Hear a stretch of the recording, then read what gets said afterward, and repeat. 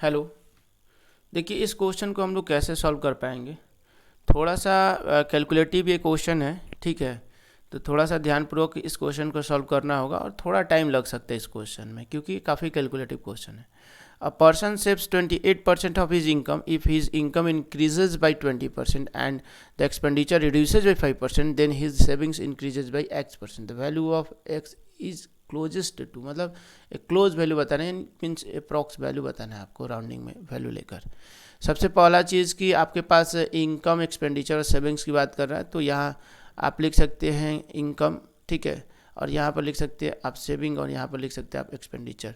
तो यहाँ पर अकॉर्डिंग टू क्वेश्चन देख रहे हो कि सेविंग जो कर रहा है पूरे इनकम का 28% है, तो सेविंग को आप यहाँ 28 मान सकते हैं। तो 28 यहाँ अगर सेविंग होता है तो 72 एक्सपेंडिचर होगा, ये बात क्लियर हो सकता है।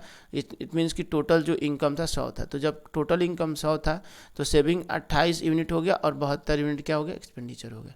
अकॉर्डिंग टू क्वेश्चन जाएंगे और बोल रहा है आगे में कि जो पहले खर्चा होता था अब उस खर्चे का 5% घट जाता है, यानी वो खर्चा जो है पहले 72 यूनिट होता था तो 5% जो है इससे घटा हुआ है। तो जो नया खर्चा निकल के आया, जो न्यू खर्चा निकल के आया वो 5% कम है। तो 72 का 5% कम करना है, तो यानी कि 72 में 100 से भाग ला के 95 से गुणा करेंगे, यानी टोटल ये 100% था, जिसमें से 5% जो है रिड्यूस हुआ है खर्चा। तो हम लिख सकते हैं कि 95/100, इससे हमारा रिड्यूस्ड जो एक्सपेंडिचर वो निकल जाएगा। अब यहाँ पर एक चीज़ और देखिएगा कि जो नया इनकम है वो उसमें 20% की वृद्धि हुई है। तो पहले का इनकम कितना था, 100 था, 20% का वृद्धि हो गया, तो कितना हो जाएगा नया इनकम, तो 120 हो जाएगा। तो नया इनकम में बढ़ोतरी हो गया, एक्सपेंडिचर में भी घटोतरी हो गया, नहीं एक एक्सपेंडिचर कहीं ना कहीं घट गया और इनकम कहीं ना कहीं बढ़ गया। तो सेविंग, सामान्य बात है कि सेविंग बढ़ेगा ही बढ़ेगा, घटने का तो कोई चांसेस नहीं है। तो वही बात बोल रहा है कि कितना परसेंट से सेविंग बढ़ा है, कितना परसेंट, मतलब पिछले वाले के तुलना में अभी कितना परसेंट से इंक्रीज किया है सेविंग, यही आपको बताना है। तो सबसे पहले तो सेविंग निकालना पड़ेगा ना, जो न्यू सेविंग है उसको निकालना पड़ेगा। तो टोटल आपको इनकम पता है और एक्सपेंडिचर भी आपको पता है यहाँ से कैलकुलेट करने के बाद। तो 72 गुने का 95/100 है, आप कैलकुलेट कर सकते हैं। ये 36 हो जाएगा और ये 50 हो जाएगा, फिर ये आपका 18 और ये 25 हो जाएगा, ठीक है। अब ये 50 25 और 5 कम 5 5 9 45 हो जाएगा। अब 18 गुने 19 अगर करते हैं तो 342 आता है, बटे में कितना आता है, 5 आता है।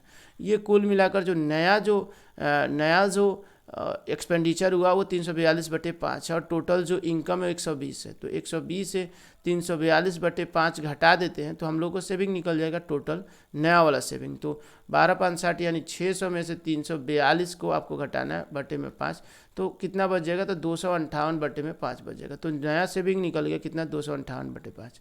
अब ध्यान दीजिएगा कि ये जो सेविंग, नया वाला सेविंग है वो बढ़ा है, मतलब पिछले वाले की तुलना में, तो कितना परसेंट से बढ़ा है ये बताना है। तो अब केवल परसेंटेज निकालना है दोस्तों। तो 258/5 तो ज़्यादा है ना, ग्रेटर है किसके तुलना में, 28 के। तो हम लोग क्या करेंगे, 258/5 में से 28 को पहले घटा लेते हैं। तो 258 माइनस का ये कितना हो जाएगा, 5 8 40, 5 दूना 10 और 4 14, 140 माइनस करेंगे बटे में 5, तो बचेगा कितना, 118/5। यानी जो प्लस हुआ है सेविंग्स, मतलब जो बड़ा है सेविंग वो है 118/5, इतना सेविंग का प्लस हुआ है, यानी बढ़ोतरी हुई है। तो परसेंटेज में बताना है कि ये कितना परसेंटेज में होगा। तो 28 को बटे में रखते हैं, 28 के तुलना में 118/5, बटे के 5 नीचे चला जाएगा इंटू 100। ये आपको परसेंटेज में केवल बताना है दोस्तों। तो यहाँ से ये आपका 59 हो जाएगा और यहाँ से ये आपका कितना हो जाएगा, 14 हो जाएगा। यहाँ से ये 20 बार में कैंसिल आउट हो जाएगा, ठीक है। और फिर ये आपका कितना आ जाएगा, 10 आ जाएगा, ठीक है। और ये आपका 7 आ जाएगा। तो यहाँ से आपका 590/7 है।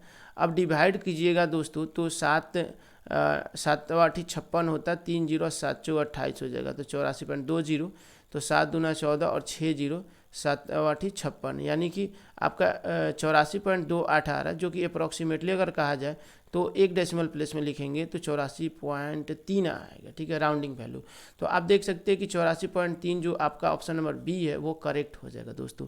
तो कुछ इस तरीके से इस क्वेश्चन को आसानी से बनाया जा सकता है, कोई दिक्कत की बात नहीं है। आशा करता हूँ कि आपको ये सॉल्यूशन अच्छे से समझ में आई होगी। धन्यवाद।